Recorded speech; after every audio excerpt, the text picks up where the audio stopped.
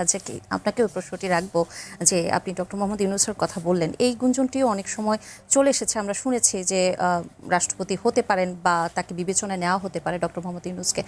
এমন কি কোনো গুঞ্জনের সত্যতা আপনি দেখেন কিনা?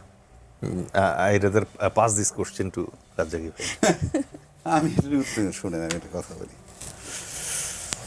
প্রশ্ন হচ্ছে যে আপনি একটা বলয় যদি লক্ষ্য করে দেখেন যে খলিল সাহেব পররাষ্ট্রমন্ত্রী, যেই খলিল সাহেব এর বিরুদ্ধে বিএনপি ঢাকা যখন গিয়েছিল সোচ্চার ছিল তার পদত্যাগের জন্যে, একই সাথে আসিফ মাহমুদ সজীব ভুইয়া এবং আরেকজন কি ভুলে গেলাম না, হ্যাঁ নাহিদ ইসলাম, না মাহফুজুল আলম, নাহিদ তো আগেই পদত্যাগ করে, তাদের অপসারণ পদত্যাগ যাই বলেন দাবি করা হয়েছিল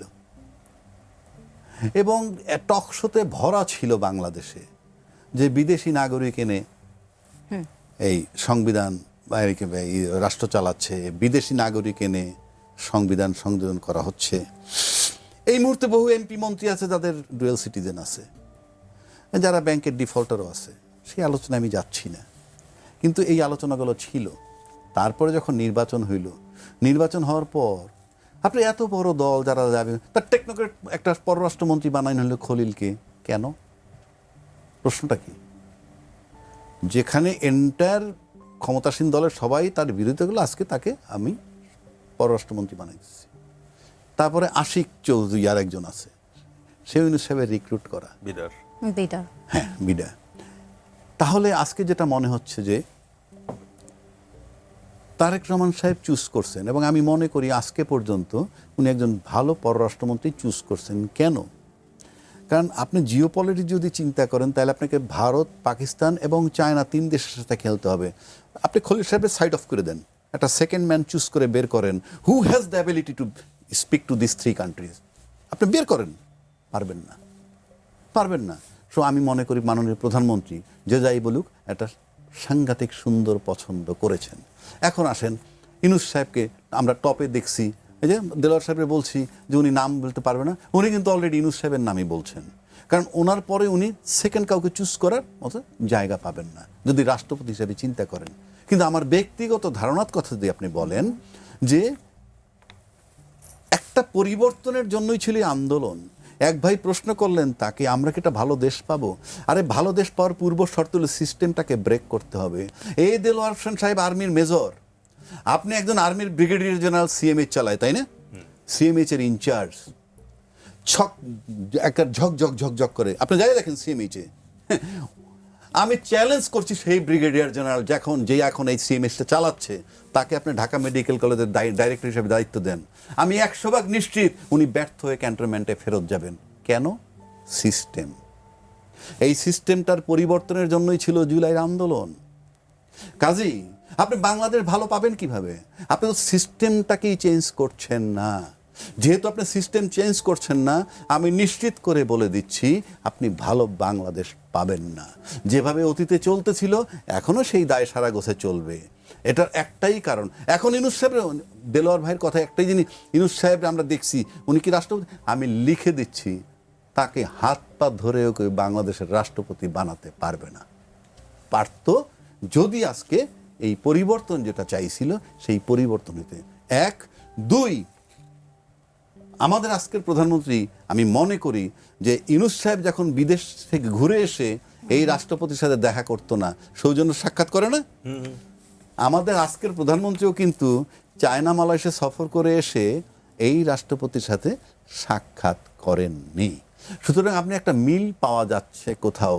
সুতরাং ইউনূস সাহেব আজকে পর্যন্ত এই প্রধানমন্ত্রীর শুভাকাঙ্ক্ষী বলে আমার কাছে মনে হয়, এবং তার বদৌলতে খলিল সাহেব আজকে পররাষ্ট্রমন্ত্রী আছেন, বিডার আশিক আছেন, হয়তো আরও আছেন, আমি জানি না কোথায় যাবে।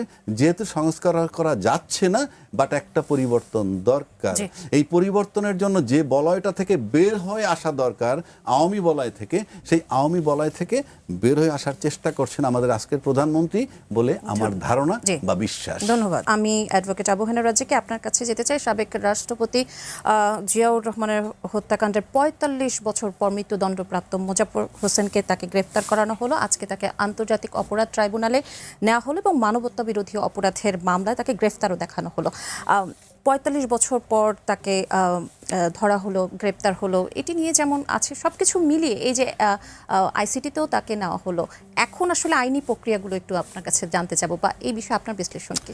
ধরুন আইনি প্রক্রিয়া বলা তো ডিফিকাল্ট, কারণ মানে সামরিক আইনে তিনি মৃত্যুদণ্ডপ্রাপ্ত। আমি যদি আপনি সিম্পলি যদি বলেন এক কথায়, তাহলে উনি দণ্ডপ্রাপ্ত একজন ব্যক্তি, ওনাকে পাওয়া মাত্রই গ্রেফতার করবে এবং জাজমেন্ট যেহেতু তার বিরুদ্ধে হওয়া আছে এবং সেটা কোর্ট মার্শাল আর্মি আইনে, অন্য কোনো আইনে না। এবং আমার যতটুকু জানা এই আর্মি আইনের বিরুদ্ধে আপিলও চলে না, কোনো সিভিল কোর্টে কোনো আপিল চলবে না। তো এতক্ষণও যে সে জীবিত, এটা আমার কাছে একটা কোশ্চেন মার্ক। কেন? 1 নম্বর। 2 নম্বর, উনি 81 সালে জিয়াউর রহমান সাহেবের হত্যাকাণ্ডের পরের দিন ফলোয়িং ডেতে উনি চলে গেছেন প্রতিবেশী দেশে, এবং কোনো সন্দেহ নাই যে তার মতো একটা ব্যক্তিকে ওইখানে আইডেন্টিফাই করাটাও ডিফিকাল্ট কোনো টাস্ক ছিল বলে আমার কাছে মনে হয় না। বাট আলটিমেটলি উনি ইন্ডিয়ান পাসপোর্ট পেয়েছেন এবং উনি আলটিমেটলি নাম পরিবর্তন করছেন কয়েকবার, এগুলো জানা সত্ত্বেও তিনি ওগুলো পেয়েছেন। আচ্ছা, সেই বিতর্কে গেলাম না, সেটা আমার অন্য দেশের কাহিনী।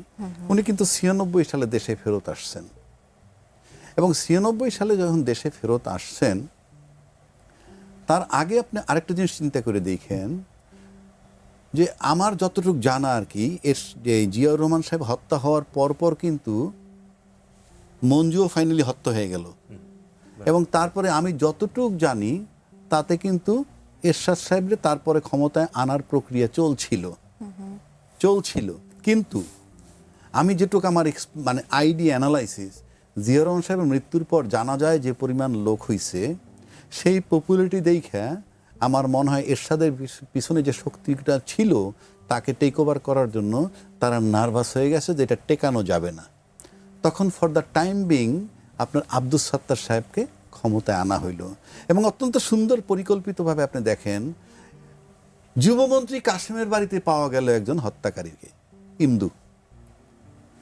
এবং আমরা যতটুকু পত্রিকায় কি লিখছে আমরা তা জানি না, কিন্তু এটা তো প্ল্যান্ড হয়তো হয়েছে, এটা পরে বোঝা গেছে। এবং তারপরে কিন্তু ওই ইস্যুতেই সামরিক শাসন আসছে এবং টেক ওভার করল।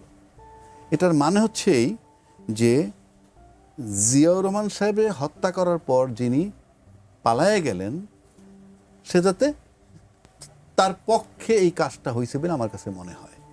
আচ্ছা, তারপরে আসেন, উনি যখন আসলো দেশে ফেরত, দেশটা তো এতটুকু দেশে তার না ধরতে পারার কি আছে?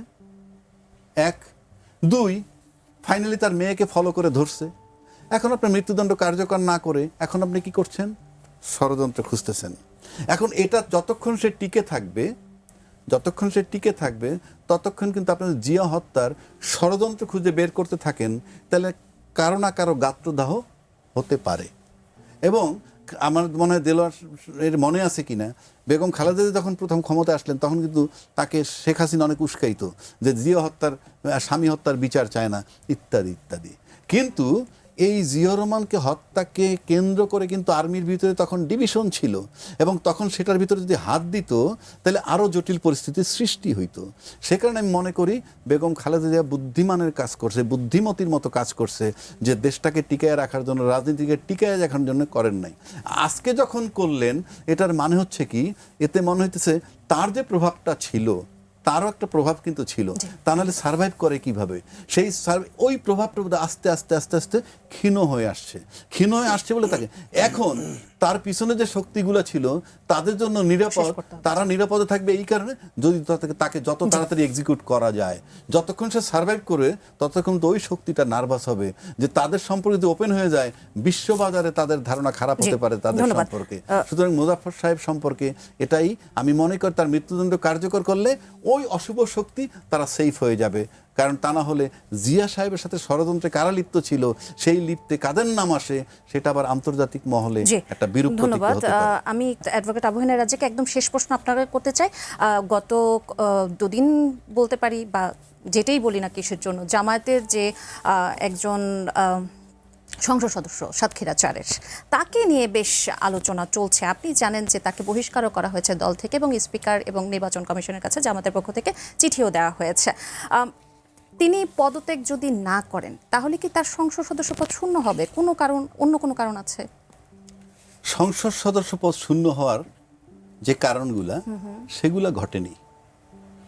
1 নম্বর বলা হয়েছে 1 মিনিটের মধ্যে যদি কাউকে ভারসাম্যহীন বলে কোনো আদালত, তাহলে তার সদস্য পদ চলে যেতে পারে। যদি অপ্রকৃতিস্থ মানে যদি সে কোনো ফৌজদারি অপরাধে দণ্ডপ্রাপ্ত হয় 2 বছরের অধিক, তাহলে সে সদস্য পদ চলে যেতে পারে। আবার সহজে কেউ যদি সে বিদেশি নাগরিক প্রমাণিত হয় সেটার জন্য যেতে পারে, কিংবা বিদেশি কোনো রাষ্ট্রের পক্ষে যদি সে সচেষ্ট থাকে, তার পক্ষে কাজ করে, তাহলে চলে যেতে পারে। ফ্লোর ক্রস করলে 70 অনুচ্ছেদে আছে যদি সে নিজের দলের সিদ্ধান্তের বিরুদ্ধে ভোট দেয় তাহলে এটা চলে যেতে পারে। প্লাস সে নিজে যদি দল থেকে পদত্যাগ করে তাহলে তার হতে হয়। কিন্তু তার যদি তার কোনো দল থেকে বের করে দেওয়া হয়, বহিষ্কার করে দেওয়া হয়, সেটার জন্য নাই। এত কিছুর পরেও তার নীতিগতভাবে জায়গাটা আছে কিনা? আপনি আমাকে ব্যক্তিগতভাবে জিজ্ঞেস করেন, তার যে অপকর্মটা ফাঁস হয়েছে সেটা আপনি নৈতিকভাবে কোনোভাবেই কোনো ব্যক্তি গ্রহণ করবে না, গ্রহণ করার মতো না। 1 নম্বর। 2 নম্বর হলো নৈতিক হিসাব করলে তার নিজেরই পদত্যাগ করা উচিত। শেষ করে দিচ্ছে একটা কথা বলে, আপনি সবকিছু তার যেমন বিচার হইতে হবে বা এটার একটা শাস্তি হওয়া উচিত, একইভাবে আপনি জানেন, আপনি যদি বাংলা লিংকে টেলিফোন করেন কিংবা আপনি ক্রেডিট কার্ডের জন্য টেলিফোন করেন, তখন কথা বললে কি বলে, আপনার কথাগুলো কিন্তু রেকর্ড করা হচ্ছে। আপনি অনুমতি না দিলে করবে না, কিন্তু যদি বলেন যে আমারটা রেকর্ড করে দেবো, তার দরকার আপনার কথা বলবে না। একইভাবে আপনি বলেন যে একান্ত ব্যক্তিগত ব্যাপারটা যিনি ভিডিও ধারণ করলেন, পৃথিবীর কোথাও কিন্তু সেই আইনটা নাই। আপনি একান্ত ব্যক্তিগত জীবনটা, উনি রাস্তায় বাসায় বেডরুমে কিভাবে ঘুমায়, সেটাও যদি আপনি ভিডিও করে ছাড়েন, ওনার ক্ষতি হবে। এই ভিডিও করার রাইটটা যেহেতু নাই, সেটারও একটা বিচার হওয়া উচিত। আপনি আমার স্বাধীনতা খর্ব করতে পারবেন না, আমার পার্সোনাল লাইফে আপনি টাচ করতে পারবেন না। আপনাদের দুজনকেই আমাদের অনুষ্ঠানে আসবার জন্য